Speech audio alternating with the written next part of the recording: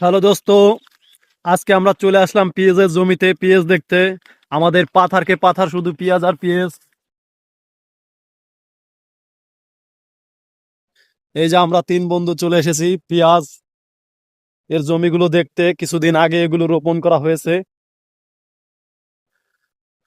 ভালোই দাঁড়াইছে না। এটা হচ্ছে পেঁয়াজের জমি।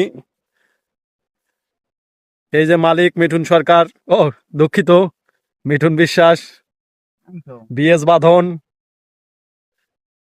এই জমিটা আমরা রোপণ করেছি।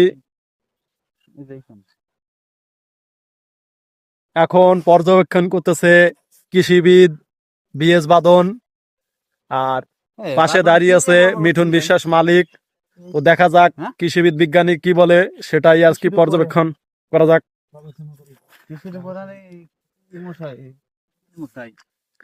তো বিজ্ঞানী বাবু কি কি পরামর্শ দেয়, কি কি ওষুধ বা কি কোন ধরনের কোন পদার্থ দিতে বলে, কি পরিমাণ সার দিতে বলে, সেটাই আর কি পর্যবেক্ষণ করে দেখানো হচ্ছে। আজ বহুদিন পরে সূর্যের আলো দেখা গিয়েছে। সপ্তাহে কইছে না। তা তো হইছেই। আমাদের এই বিলে শুধু পাথারকে পাথার, অর্থাৎ জমি টু জমি শুধু পেঁয়াজ আর পেঁয়াজ। কতটুকু দেওয়া যায়? ডিএপি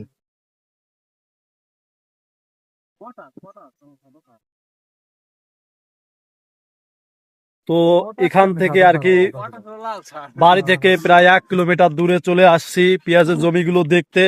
অনেক ভালো পেঁয়াজের চারাগুলো, যে পরিমাণ লাগানো হয়েছে আর কি সঠিকভাবে সেগুলো উঠে এসেছে। কোনোটা মারা যায়নি বা সারের অপব্যবহারে কোনো ক্ষয়ক্ষতি হয়নি।